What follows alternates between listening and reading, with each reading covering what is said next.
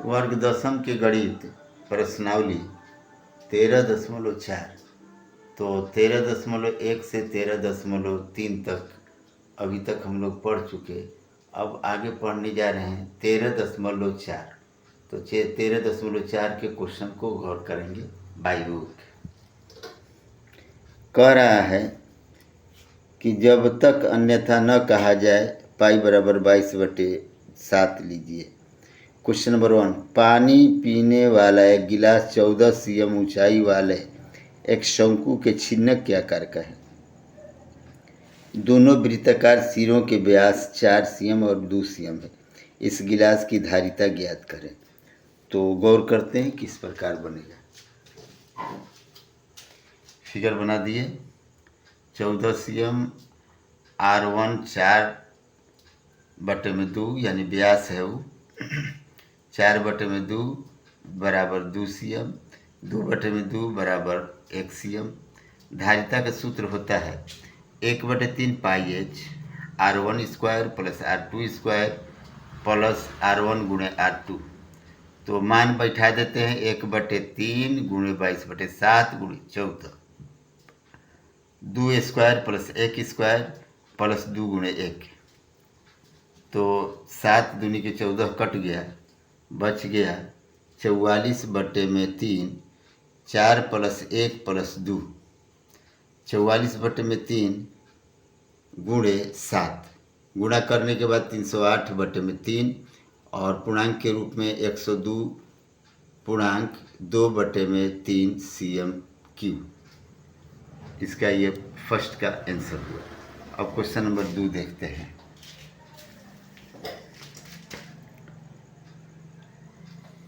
एक शंकु के छिन्नक की तिर्यक ऊंचाई 4 cm है। इसके वृत्तीय सिरों की परिमाप या परिधियां 18 cm और 6 cm है। इस छिन्नक का वक्र पृष्ठीय क्षेत्रफल ज्ञात करें। परिधि दिया हुआ है, त्रिज्या निकालनी पड़ेगी, तब जाके छिन्नक का क्षेत्रफल ज्ञात होगा। तो देखते हैं question number 2 by figure. C1 बराबर 18। तो C1 यानी त्रिज्या का परिधि का सूत्र होता है 2πr। C2 में भी 2πr2 बराबर 6, ये बराबर 18। तो R बराबर 18/2π, 2 से कट जाएगा, 2 9 18, 9/पाई। R2 का मान हो जाएगा 2 3 6, 3/पाई। अब सूत्र देखते हैं। छिन्नक का वक्र पृष्ठीय क्षेत्रफल बराबर पाई L कोष्ठ में R1 प्लस R2।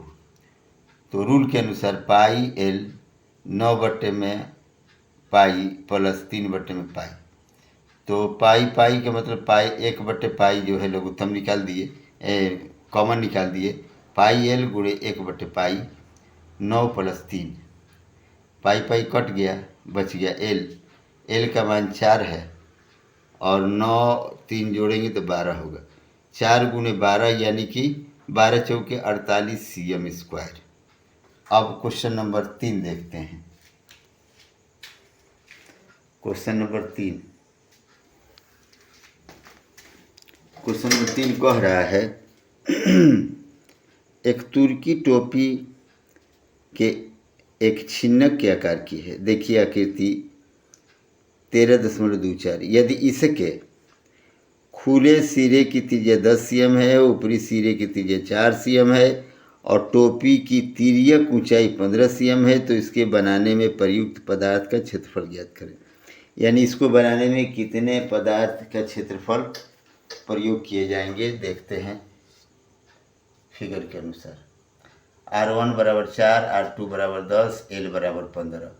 उस हिसाब से पदार्थ का क्षेत्रफल होगा छिन्नक का वक्र पृष्ठीय क्षेत्रफल प्लस ऊपरी सिरे का क्षेत्रफल। छिन्नक का होगा पाई L R1 प्लस R2 और ऊपरी का होगा पाई R²। पाई कॉमन ले लिए तो L R1 plus R2 plus R1 का स्क्वायर। तो अब देखते हैं, वैल्यू बैठाते हैं। L का 15, R1 का 4, R2 का 10 और प्लस R1 स्क्वायर।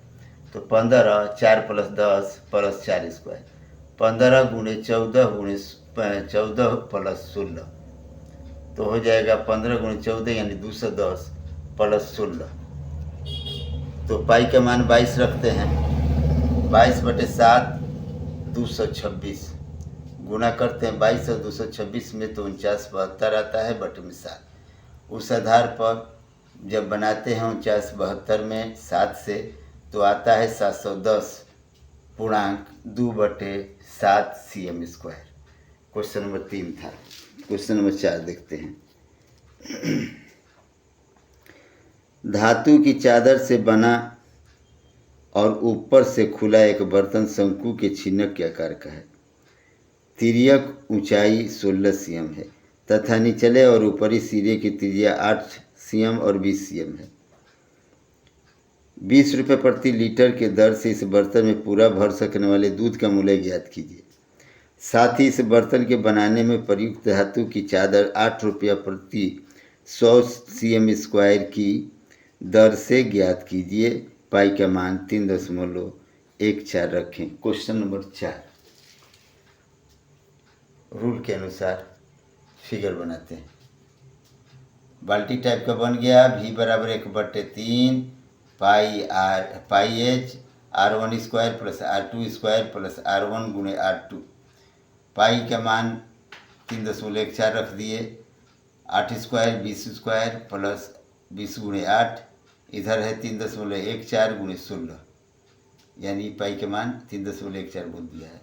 उस एतबार से 3.14 × 16/3, और इधर होगा 64 + 400 + 160, जोड़ने के बाद होगा 3.14 × 16 × 624। 3 से कट जाएगा, 3 है तो उस एतबार से बराबर 3.14 × 16 × 20 208 कट गया तो 208 हो गया।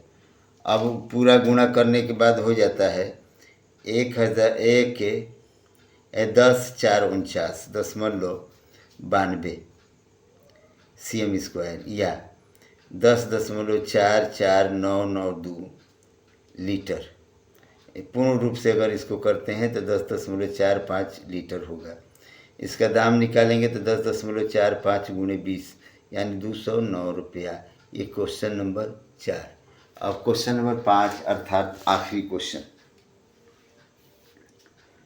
20 cm ऊंचाई और शीर्ष कोण 60 डिग्री एक शंकु को उसकी ऊंचाई के बीचों बीच से होकर जाते हुए तल में 2 भागों में बांटा गया, जबकि तल शंकु के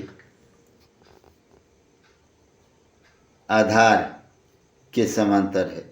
यदि इसे प्राप्त शंकु के छिन्नक को व्यास 1/16 cm वाले एक तार के रूप में बदल दिया जाता है तो तार की लंबाई कितनी हो सकती है? तो क्वेश्चन देखते हैं। क्वेश्चन नंबर 4 आज देखते हैं। क्वेश्चन नंबर 5 से पहले 4 के कुछ भाग बचा हुआ है, इसलिए कोई रुपया निकल गया, कुछ और भी दिया हुआ था तो L निकालने के लिए दिया है। तो L निकाल दिए। h square + r square √16 square + 12 square, तो 16 का हो जाएगा 256 + 144 बराबर 400, जिसका मान होगा 20 cm। धातु के चादर का क्षेत्रफल भी निकालने के लिए दिया हुआ है, तो उसमें होता है पाई L r1 + r2 + पाई r स्क्वायर, तो 3.14 × 20 कोष्ठ में 20 + 8 + 3.14 × 8 स्क्वायर, तो होगा 3.14 कॉमन ले लेते हैं। 556 + 64, तो 3.14 × 624 बराबर 1959.36 cm स्क्वायर। अब चादर के मूल्य भी निकाल देते हैं। 8/100 × 1959.36 गुणा करने के बाद 8 × 19.5936, और इसको पूर्ण रूप में लिखने के लिए 156.7488 अर्थात शॉर्ट में 156.74 रुपया हुआ। तो 5 क्वेश्चन में 5 भी पढ़ चुके हैं, तो यहाँ क्वेश्चन देख भी लेते हैं, पढ़ चुके हैं। तो फिगर के अनुसार बना दिए, 60 डिग्री का कोण दिए 30 डिग्री का कोण आधा आधा करने पर हो जाएगा। और 10 cm आधा और 10 cm आधा यानी 20 cm दे दिया हुआ है। R1 R2 का मान नहीं दिया है। तो अब देखते हैं त्रिभुज POPB में tan 30 डिग्री बराबर PB बटे में OP। अब tan 30 डिग्री के मान 1/√3 बराबर R1 बटे में 10, अर्थात R1 बराबर 10 बटे में 3 √3। और अब आगे आता है त्रिभुज OQD में tan 30 डिग्री QD बटे में OQ 1/√3 बराबर R2 बटे में 20, अर्थात R2 बराबर 20 बटे में √3। अब आगे देखते हैं, इतना जब निकल गया त्रिज्या, तो जब त्रिज्या निकल गया तो अब हम देखते हैं कि इसका क्षेत्रफल यानी कि छिन्नक का क्षेत्रफल कैसे निकाला जाएगा। तो देखते हैं, छिन्नक का क्षेत्रफल बराबर 1/3 पाई h R1² plus R2² plus R1 गुणे R2। तो टोटल वैल्यू बैठा देते हैं 1/3 22/7 गुणे 10, 10 बटे में √3 का होल स्क्वायर प्लस 20 बटे में √3 का होल स्क्वायर प्लस 10 बटे में 3 गुणे 20 बटे में 3। तो ये हो जाएगा 222 यानी 220 बटे में 3 गुणे 7। और ये हो गया 10 दहिया 100, 20 से हम 400 और 20 दहिया 200 बटे में 3। बटा पर के जोड़ निकालने के बाद 220 बटे में 3 7 के 21 गुणे 700 बटे में 3।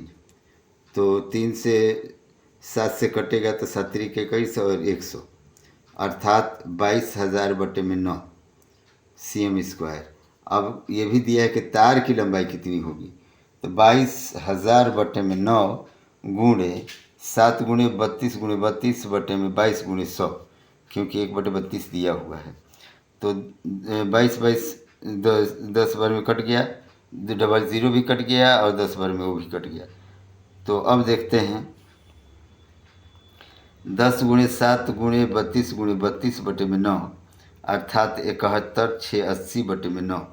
उसको डिवाइड जब करते हैं तो होता है 7964.4 मीटर। ये प्रश्नावली 13.4, अर्थात क्षेत्रमिति मेंसुरेशन समाप्त होता है। क्षेत्रमिति और मेंसुरेशन यही समाप्त होता है। अब हम लोग सांख्यिकी या स्टैटिक्स में चलेंगे। तो सांख्यिकी में जाने से पहले एक बात ध्यान रखेंगे कि 13.1 से 13.4 तक ही क्षेत्रमिति के क्वेश्चन हैं।